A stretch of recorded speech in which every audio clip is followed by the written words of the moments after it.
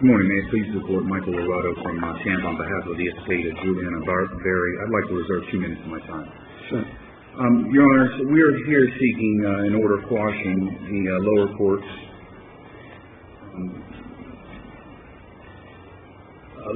order granting or allowing discovery of the pre-suit expert in the medical malpractice case. Specifically, there were certain letters which were written by the pre-suit. In our previous case, we specifically said, did we not, that the circumstances of the withdrawal of the expert's opinion were subject for decision by the trial court.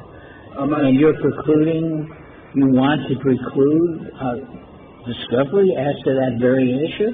During the first appellate proceeding in this case, there was an issue of this privilege, and it hadn't been briefed.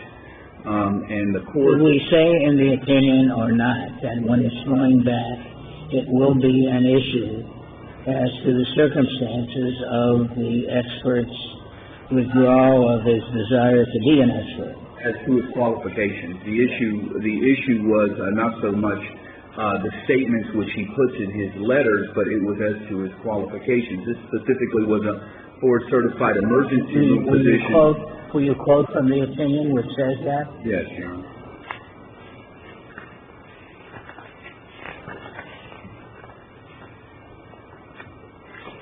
If I can have just a second.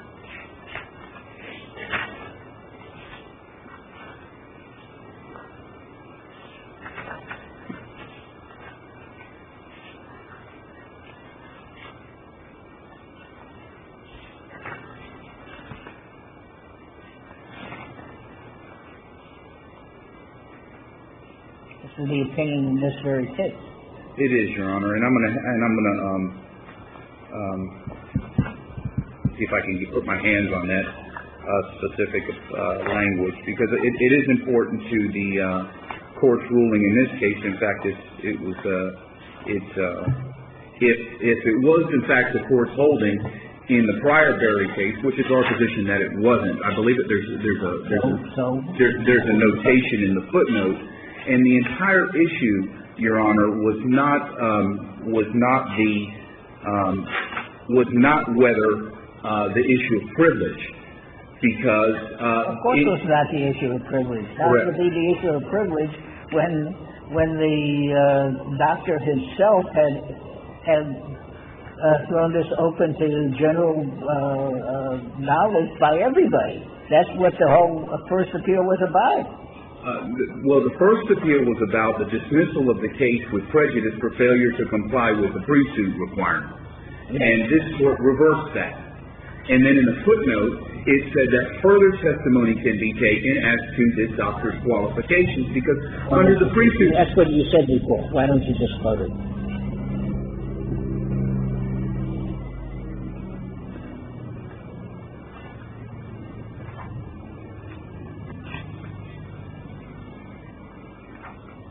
Even if it said that, incidentally, he said that he was withdrawing his desire to be an expert because he felt he was not qualified. Well, Your Honor... So isn't this all part of the same thing? Well, Your Honor, whether he's qualified or not is not so much an issue for him to decide. He is a board-certified emergency physician. In the final analysis, it's for somebody else to decide. But this is kind of relevant, isn't it? If the doctor himself thinks he's not qualified, isn't it a pertinent issue? Certainly. Which could be discovered? Of course. Now, and if he thought he was not disqualified, wasn't there a big issue as to who called him, as to who said you are qualified or you're not qualified? And that's exactly what the discovery was going to be about. There was discovery permitted as to his qualifications, namely where he went to school. No. Who called him? Who said you were qualified or you are not qualified? And didn't you make a point that the other side had induced him to somehow think he was no longer qualified? And you want to prevent inquiry into that? Of course. All that occurred during the pre-suit process.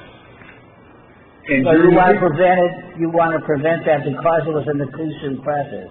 That is preventable. If they paid him if you paid him $1,000 for his opinion, that would be in the pre-suit process, and you're saying that could not be a subject of discovery? Your Honor, there's a case that permits exactly that type of discovery, but not discovery about what went into his affidavit, what his opinions, what he believes his qualifications may be, the fact that during the pre-suit process, specifically this doctor signed an affidavit. There's no question about that. And specifically he said, I'm sorry I did it because I'm not qualified. That is privileged material. Okay. In relation to the lawsuit being filed, when the letters were written? The letters were written well after the lawsuit was filed. Well, then how do you get around cases like Wheaton versus Marshall? Well, in the Wheaton case, these letters, first of all, as a matter of evidence, are hearsay without exception. But that's not the issue on a writ of certiorari. The issue is that the privilege was violated because essentially what the pre-suit doctor did was write a letter about everything that he did in the pre-suit process. He wrote 3 letters, one of which was sent to one of the defense counsel, which I don't see how you can object to that. That's done. But he wrote 3 letters saying, look, I reviewed this. I'm not qualified. But it was written after the suit was filed. So my question is, I go back to, how do you get around the cases like Wheaton that say, hey, if it was done after the suit was filed, fair game? That's not what Wheaton holds. Wheaton does not permit an expert, first of all, to voluntarily waive a privilege by summing up everything that they did in the pre-suit process. In fact, the case... What did he sum up in his letters? His letters basically go to, I've reviewed, I've looked, I've talked to other people. I realize I'm not qualified. His letters do much further than that. They say, you never paid me, you wrote the affidavit, you coached me. How about that? If you wrote the affidavit, meaning you. Privilege. No, well, it wasn't me. But you know what I right. mean. But the attorney wrote the affidavit. Privilege. That's not the subject of discovery? Privileged. Thank you. Well, we understand your position. Your Honor, the privilege written by the legislature is absolute, and it is not intended to specifically avoid these types of issues. Okay. The Florida Supreme Court has said that you cannot even use the affidavit to impeach the expert in the Cohen case cited by the defendant. So if you can't use it... What's the difference between paying the expert off with cash and doing everything for him? What's the difference? Your Honor, there is a case from the Second District Court of Appeal which permits that kind of... Okay, but what's the difference? What is the difference in theory, in concept, between the two situations? Because it goes to his ultimate opinion. And for instance, in this particular case, Your Honor, if this court is to uphold the lower court's ruling, it will be in effect to vitiate the privilege. Mm-hmm. In this particular case, the affidavit submitted by the defendant... I think the Republic will stand, even if you lose this case. Your Honor, if I could just give an example. In this particular case, the defendant's affidavit, pre-suit affidavit, was incorrect. It said that their doctor was an internist, when in fact he wasn't. Now, if we could go behind that... Why don't you try it? Well, it's privileged. Well, there is an absolute... Well, if we rule against you, then... Sir, according to your argument, if we rule against you, we'll have destroyed the privilege, so you can go, you have free reign. Your Honor, as a plaintiff's counsel, we would love that type of discovery of defense experts. Because the affidavits are regularly written by defense counsel, and they're regularly... Sir, when the lawyer and the judge speak simultaneously, usually the lawyer shuts up. You have anything further? No, I'll reserve the rest of my time for... Thank you, counsel. Counsel? Good evening, Court. My name is Eric Barton-Hagan. I'm here on behalf of the respondent, Dr. Fahel. I think at the outset there's a question of jurisdiction here. What? You really... These letters are...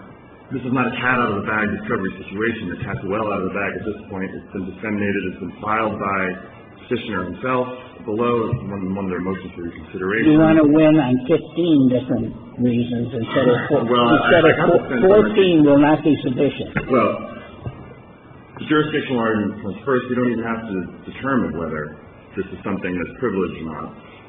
Make a difference. The trial court entered a notice saying that the letters can be used for any purpose. Would it make a difference if the trial court had entered a notice saying that the letters can be used for the purpose of the evidentiary hearing only, as opposed to for any purpose? Purpose for what effect? I mean, asking you. Well, I mean, I don't think it would make a difference. I think these letters are part of the case at this point. They've been sent directly from the testifying expert to defense counsel. Well, if it went to trial, it went to trial, this expert obviously is not going to be a witness. None of this would be relevant at trial. Well, after the 3 letters... It's strictly relevant to the issue of whether the pre-suit conditions were complied with. They are definitely relevant for that purpose. And that's all we're talking about. Right, and I don't think there's the pre-suit... But that's not what the trial court said in its order. All I'm asking is, does it make a difference? I mean, from practical perspective, I think that Schwartz is correct in that this expert's not going to testify in this case. So they're not going to be relevant for any purpose after the evidentiary hearing. But does the trial court's order make a difference under the Well, I mean, to the extent that the plaintiff has continued to list Dr. Kilnani as testifying expert even after these letters came out, we don't know for sure that he won't be testifying. We know for sure that it will not be, it's not relevant, it will not be introduced. We know for sure that is not going to happen. That is, I think, a fair assumption to make. And at the very least, though, these letters are certainly relevant to whether he's qualified to submit this affidavit on behalf of the plaintiff. And the pre-suit privilege only applies to things like mental impressions, opinions, that kind of thing, back and forth. It doesn't have anything to do with whether the doctor himself believes that he's qualified or not to render the opinion. And that's all that these letters discuss. They don't get into the details of substantive discussions between plaintiff's counsel and the expert. So they're not work products to begin with, and second of all, they're not really generated solely by the pre-suit process.